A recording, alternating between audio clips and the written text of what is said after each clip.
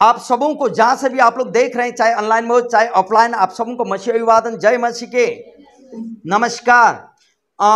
मेरे प्रियो, आज का दिन मैं आपके साथ एक शीर्षक लेके आया हूं। मेरा शीर्षक है, क्या परमेश्वर में आप आज्ञाकारी हैं। हम लोग इस पूरा सप्ताह यही विषय में चलें। पूरा सप्ताह हम लोग यही बातों किए, क्या परमेश्वर में मैं आज्ञाकारी रहा। प्रभु का वचन बोलता, मेरे साथ तू आज्ञाकारी रहोगे तो सब कुछ तेरे साथ पूरा होगा। हालेलुया। आइए हम आज मलाकी की पुस्तक में लेके जाएंगे आपको। मलाकी 3 अध्याय, मलाकी की पुस्तक 3 अध्याय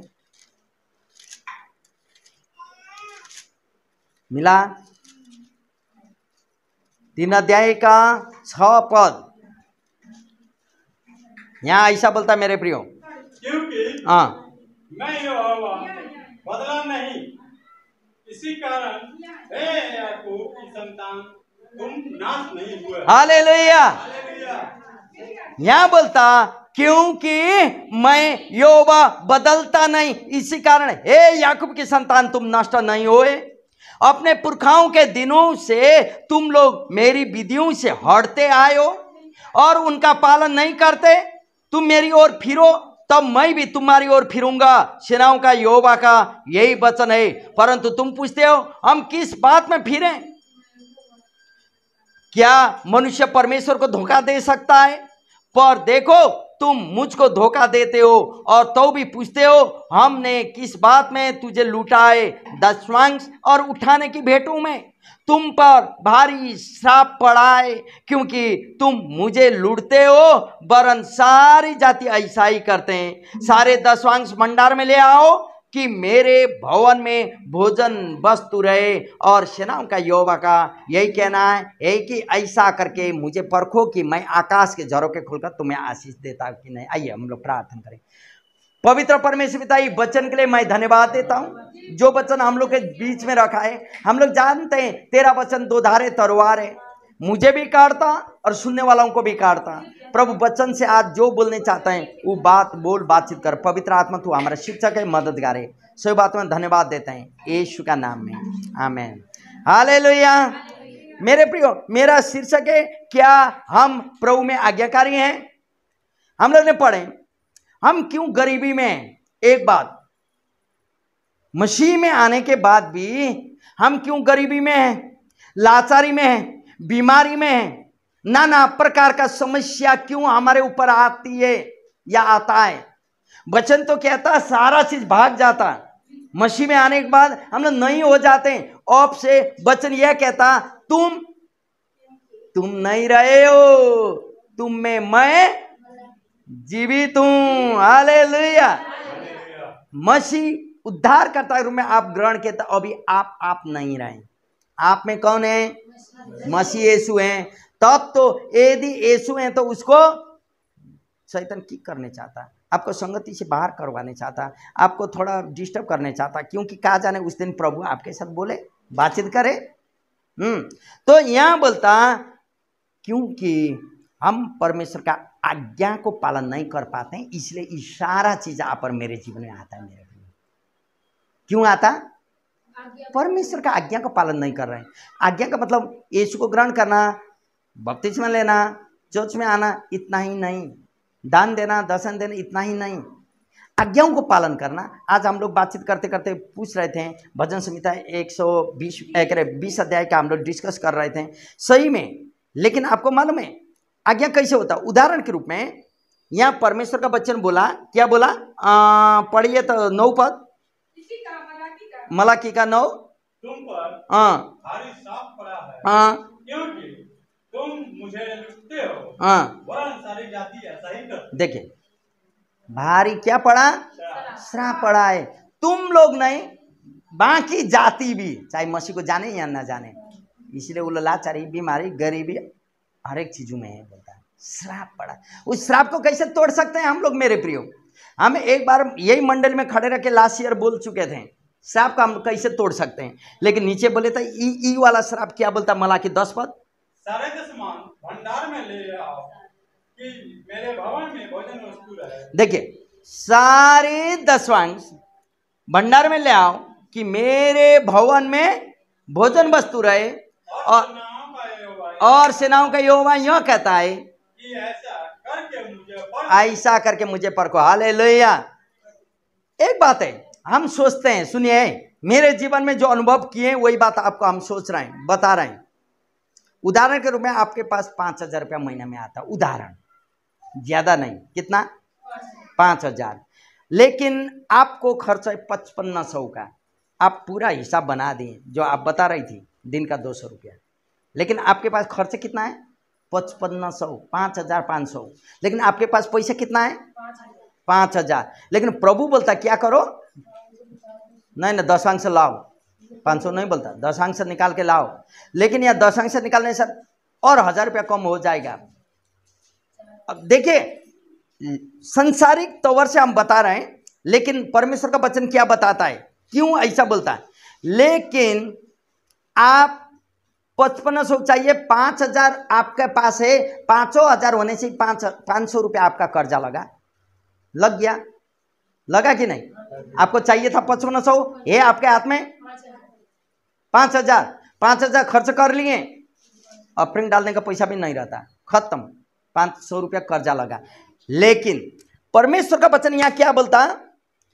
आपके पास, कल रंजन भाई भी गवाही बता रहे, हो या न हो, एक नियम है आपके हाथ में, जब आप पैसा रिसीव करेंगे उसमें से आप ट्राई करना है, कोशिश करना है प्रभु का अलग करने का।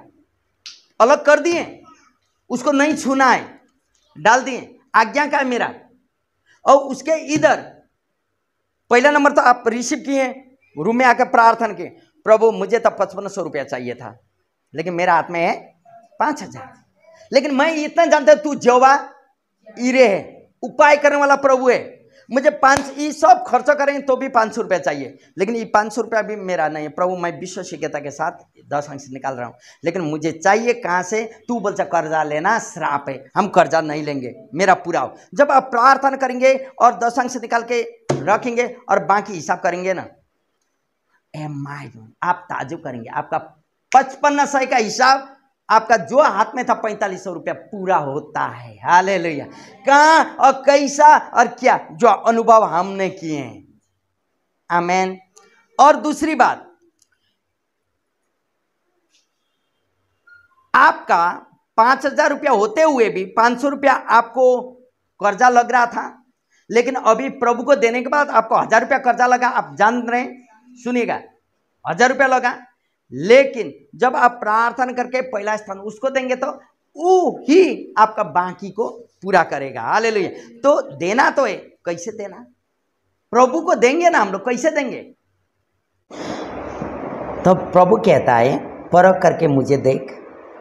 जब आप परख करेंगे ना प्रभु के पास पूर्णतः विशेषज्ञ रहेंगे, क्योंकि जब आपका पास में 5,000 रुपया है, उसमें से भी पहला स्थान प्रभु को देते हैं 10वां निकाल के प्रार्थना करने के बाद, तो आप जानते हो आपका 5500 रुपया जो आपको चाहिए था वो पूरा वही 4500 रुपया में पूरा होता है। क्यों ऐसा? क्योंकि आपने अपना सैलरी, अपना पैसा का मालिक प्रभु को बनाए।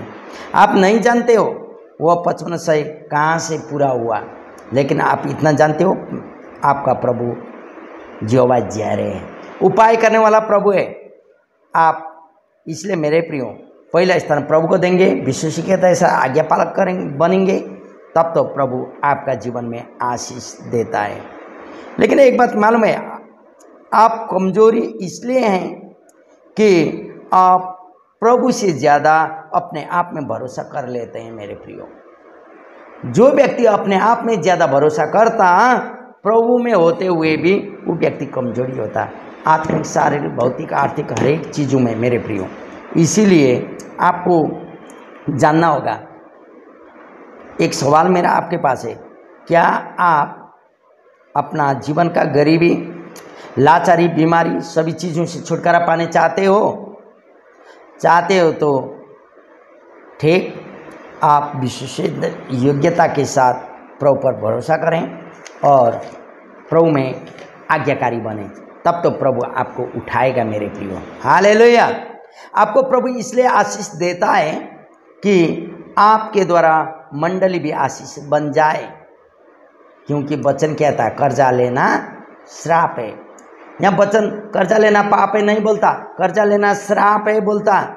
जब आप नीति वचन 22 अध्याय 26 से 28 तक का यदि पढ़ेंगे, आइए मेरे साथ खोलें नीति वचन 22वां अध्याय 26 और 27। यहाँ ऐसा बोलता, जो लोग हाथ पर हाथ मारते हैं और ऋणियों के उत्तरदायी होते हैं, उनमें तू न होना। यदि भर देने के लिए तेरे पास कुछ ना हो तो वह क्यों तेरे नीचे से खाट खींच ले जाए। हालेलुया। मेरे प्रियो, यहाँ बेइज्जत होने का बात हो रहा है। रास्ता में टोक देगा, उसको देखने से भी हम लोग कर्जा लिए तो दूसरा साइड में मुड़ के निकलना पड़ता है। इसलिए मेरे प्रियो, हमें कर्जा लेना अच्छा नहीं है। इसलिए आप और मेरे जीवन में प्रभु नहीं चाहता कि हम लोग कर्जा में रहें। ऋणी माने लोग आके हमें बेइज्जत करें, लोग आके हमारा खटिया को उठा ले जाएं। इसका मतलब आप और मेरा जीने का चीज़ों को। लेकिन वचन कहता है ना, यदि आप धन के पीछे दौड़ेंगे ना तो धन आपके आगे आगे भागेगा। जिंदगी भर आप अपना उस धन को पकड़ नहीं पाएंगे। लेकिन जब आप धन का मालिक प्रभु को बनाएंगे, धन आपका पीछे आएगा। धन को मालिक बनने नहीं देना है, आप मालिक बनना, धन आपका पीछे आएगा मेरे प्रियो। लेकिन यहाँ क्या होता, बहुत सारे विश्वासियों को हम लोग देखते हैं संडे का दिन भी काम धंधा के पीछे लगते हैं। आप कर रहे हैं गधे के जैसे काम, ठीक है, लेकिन आपका जीवन के द्वारा हुए काम प्रभु को क्या फायदा है। प्रभु में आप उसका दशांश भी नहीं दे रहे हैं, विशेष बेटी भी नहीं डाल रहे हैं, प्रभु को पहला स्थान नहीं दे रहे हैं, तब तो आपका काम करने का क्या फ़ायदा। जिंदगी भर आप उसके पीछे पड़े रहते हैं, लेकिन आपको कुछ फ़ायदा नहीं होता। इसलिए मेरे प्रियो, पहला स्थान प्रभु को दे दें, क्योंकि नीति वचन कहता है ना, नीति वचन 11 का 24 पढ़ें। नीति वचन का 11 का 24 क्या कहता है, यहाँ हम पढ़ रहे हैं, ऐसे जो छितरा देते हैं तो भी उनकी बढ़ती ही होती, और ऐसे भी हैं जो यथार्थ से कम देते हैं और इससे उनकी घाटी होती है। हालेलुया। छितारना, ईश्वर के खातिर दे देना, तो भी उनको कभी कम नहीं होता। लेकिन कोई के लोग हैं दशवांश तक के एकांश भी नहीं देते हैं। 10,000 सैलरी है तो 1,000 प्रभु का होता, ठीक है, लेकिन यहाँ 500 रुपया देते हैं। मालूम है वो दशवांश नहीं है, और जिंदगी भर वैसे होता, कभी पूर्णता में नहीं होता। यहाँ वचन वही बोलता, एक बार फिर आप अच्छा से गौर करें। ऐसे भी हैं जो यथार्थ से कम देते हैं, जो देना है वो भी नहीं देते हैं, तो भी उनको घाटी होता है, बोलता वचन। इसलिए मेरे प्रियो, आपको जानना होगा। हम आज आपको उत्साहित करने चाहता हूँ, कलीसिया में या चर्च में 6 प्रकार के लोग होते हैं जो दान देते हैं, या जो लोग प्रभु को आज्ञा पालन करते हुए आगे बढ़ने चाहते हैं। पहला प्रकार के लोग, मत्ती की पुस्तक 6 अध्याय 1 से 4, सावधान रहो, तुम मनुष्यों को दिखाने के लिए अपने धर्म के काम न करो, नहीं तो अपने स्वर्गीय पिता से कुछ भी फल न पाओगे। इसलिए जब तू दान करे तो अपने आगे तुरई न बजवा, जैसे कपटी सभाओं और गलियों में करते हैं, ताकि लोग उनकी बड़ाई करें। मैं तुमसे सच कहता हूँ कि यह अपना प्रतिफल पा चुके हैं। परंतु जब तू दान करे तो तेरा दाहिना हाथ करता है, उससे तेरा बायां हाथ न जानने पाए, ताकि तेरा दान गुप्त में रहे, और तब तेरा पिता जो गुप्त में देखता है तुझे प्रतिफल देगा। हालेलुया। मेरे प्रियो,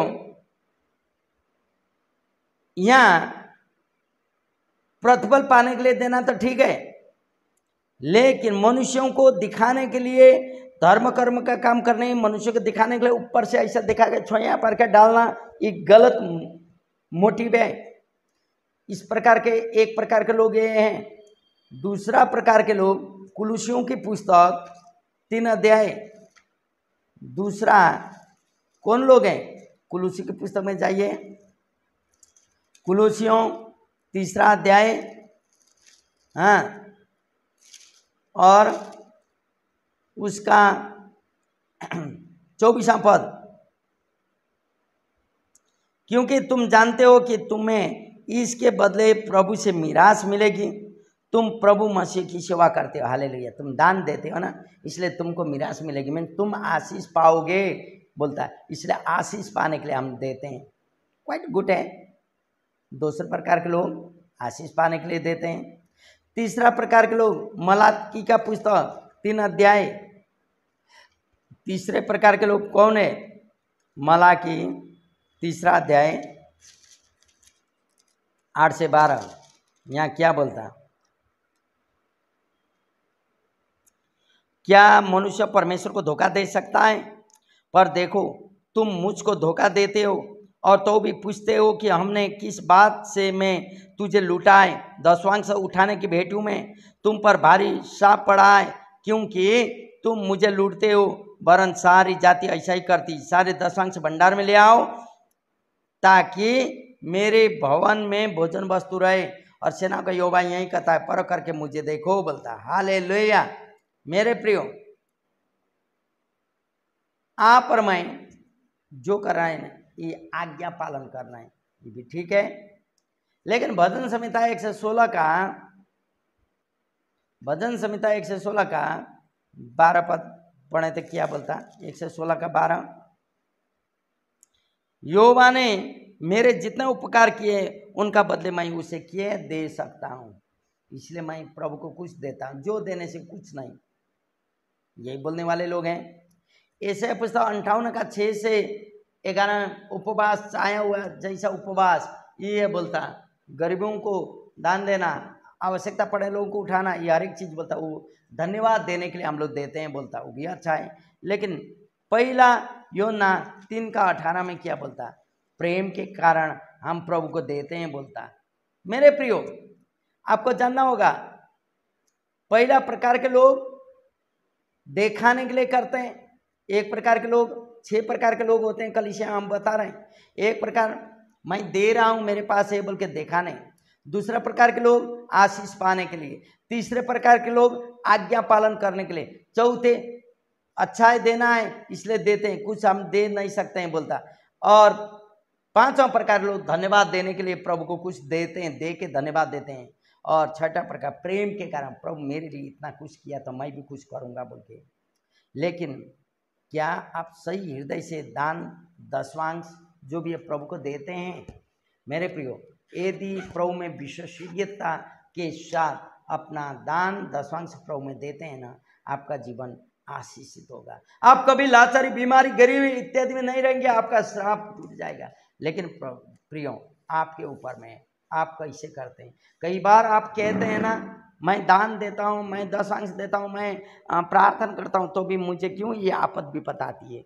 मेरे प्रिय, आप और हम सब कुछ करते हुए विश्वसनीय नहीं रह पाए, आज्ञा पालक नहीं रह पाए। इसीलिए मेरे प्रिय, हम लोग सोचें और आगे को प्रभु में प्रार्थना करें, ताकि प्रभु में हम आशीष बने, ताकि आप और मेरे द्वारा पूरा मंडली आशीष पा सके।